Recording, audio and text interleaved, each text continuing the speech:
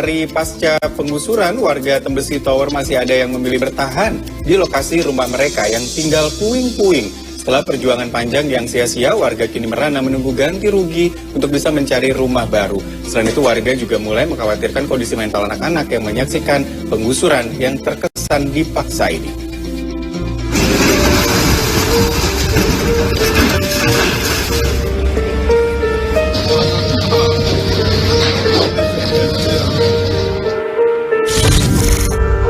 Beginilah situasi di Tembesi Tower pasca penggusuran.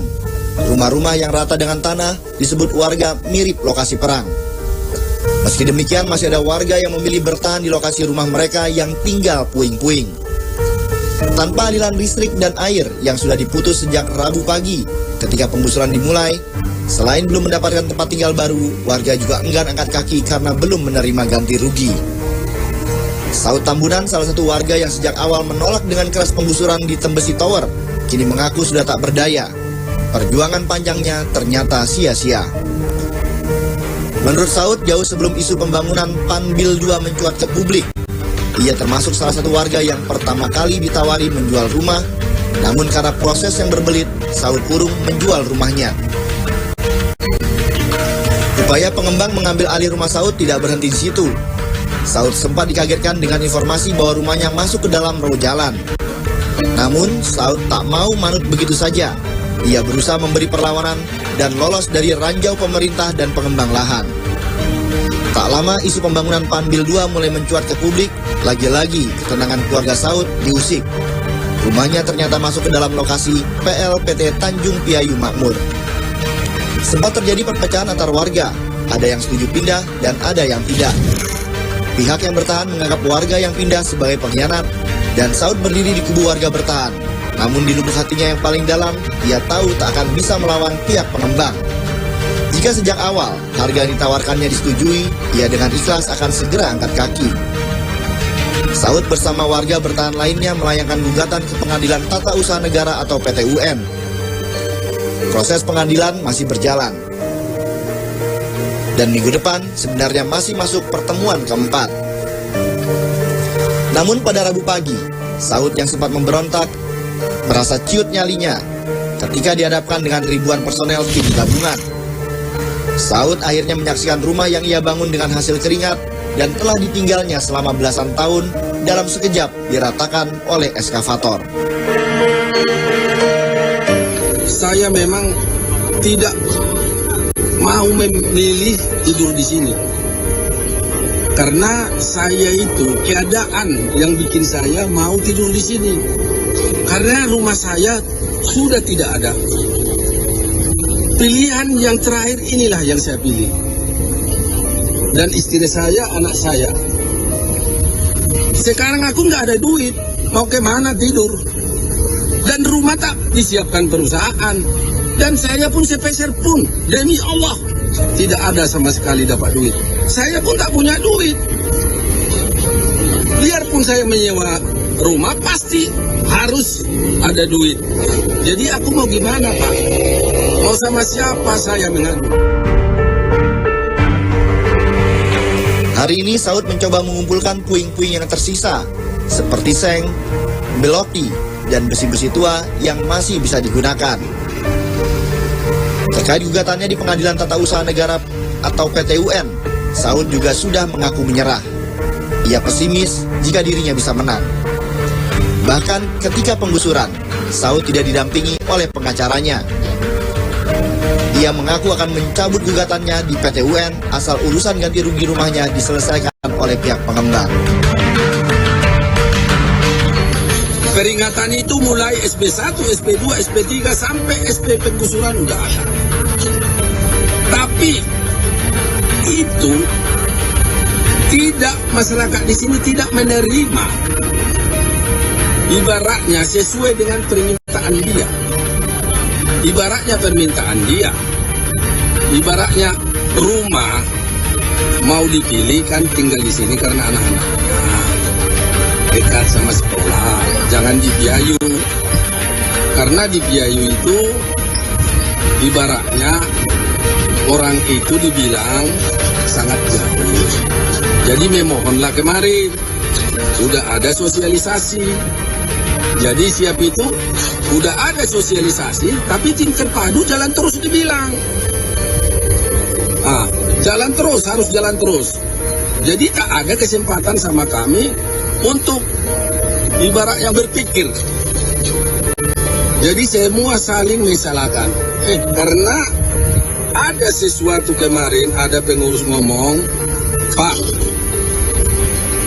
kami sudah jumpa sama Pak Anwar. Kita dibilang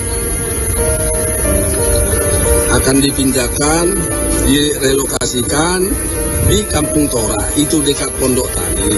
Jadi saya bilang, itu Pondok Tani, Kampung Tora itu hutan lindung. Tak mungkin orang itu bisa mengasih sama kita, kecuali kita yang memohon.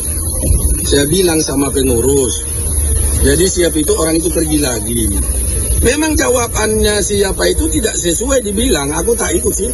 Tidak sesuai pembicaraan yang pertama sampai pengacaraan kedua. Karena yang dibilang itu nanti akan datang tim terpadu. Jadi kaget semua. Karena tim terpadu itu udah keluar SK-nya.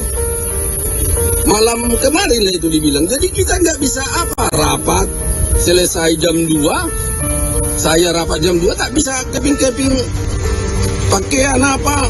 Tak bisa. Jadi aku mau gimana? Saud mengaku menyesal tidak menerima penggusuran sejak awal. Menurutnya saat itu Saud tidak mendapat nominal uang sesuai dengan perjanjian. Ia juga ditawarkan untuk menghasut warga lain untuk setuju pindah dari Tembesi Tower. Sejak awal, Saud mengaku sadar ia tidak akan bisa melawan pihak pengembang. Namun ia mencoba berbagai upaya untuk memperjuangkan haknya. Sempat juga muncul perpecahan antar warga yang setuju pindah dan dianggap pengkhianat. Namun Saud tidak peduli. Ia bersedia pindah jika memang diberi harga layak. Karena sejak awal ia tidak akan bisa melawan pihak pengembang. Saud hanya menyayangkan proses yang berbelit sehingga akhirnya menempuh jalan lain dengan bergabung bersama warga lainnya menggugat ke PT UN. Kalau perusahaan itu tetap ada, tapi ditariknya satu-satu orang itu, kita tidak tahu apa dia diganti berapa, apa diganti. Jadi timbullah di sini ibaratnya iri-irian di sini. Jadi kami satu kesimpulan untuk kami, coba kita bikin kepengurusan biar kita satu komando. Jadi itulah yang terjadi. Jadi mungkin karena orang PT bagaimana sama kepengurusan kita nggak tahu apa yang dibilang pengurus sama kita, tetapi itu yang kita ikutin karena satu komando sampai sekarang. Jadi tadi semua udah ribut apa sana sini sana, udah kebingungan karena 1.500 personil akan diturunkan. Memang nyata 1.500 personil itu yang saya hadapi tadi cuma saya yang melawan. Istri saya di apa ke sana, saya di apa ke sana. Jadi udah sangat kebingungan. Saya tidak bisa melawan. Bagaimana Pak saya mau melawan 1.500? Lihat kalian tadi media semua melihat. Apakah itu ada manusiawi atau tidak? Tolonglah pemerintah bantu kami rakyat kecil ini. Inilah yang terbukti. Ini yang nyata yang saya alami sekarang ini. Selain masalah ganti rugi, tempat tinggal baru dan pemindah barang perabotan miliknya, Saud juga mulai khawatir dengan kondisi mental anak-anaknya. Saud memiliki 3 orang anak laki-laki, anak pertama SMA, anak kedua saat ini duduk di bangku SMP, dan anak ketiga masih balita. Ketiga anak yang masih tergolong di bawah umur ini menyaksikan proses penggusuran yang terkesan dipaksakan. Mulai dari ketika ayah dan ibunya bertekad dengan tim terpadu. Sang ibu yang digotong karena pingsan hingga rumah akhirnya rata dengan tanah. Oh, itu Pak, udah resiko saya. Karena saya nggak bisa berbuat apa-apa. Mau kena hujan, mau apa. Karena ini kan belum diganti Pak. Ini akan saya perjuangkan. Apapun yang terjadi, saya akan di sini. Siapa yang bisa melarang saya? Karena ini rumah saya, bekas rumah saya. Tapi udah dibongkar orang itu. Apa daya saya berbuat apa-apa sekarang nggak ada. Mau hujan, mau badai, saya tetap tidur di sini. Tidak bisa ada yang melarang saya di sini, Pak. Sampai mendapatkan hak-hak Bapak. Iya, itu yang kuminta, Pak. Saya tolonglah dikembalikan. Rumah asal bukan sembarangan saya bangun. Pemerintah yang nyuruh saya membangun di sini karena ada surat SK dari wali kota. Saud berharap setelah kejadian ini, kondisi mental anaknya bisa diperiksa dan mendapat pendampingan jika diperlukan.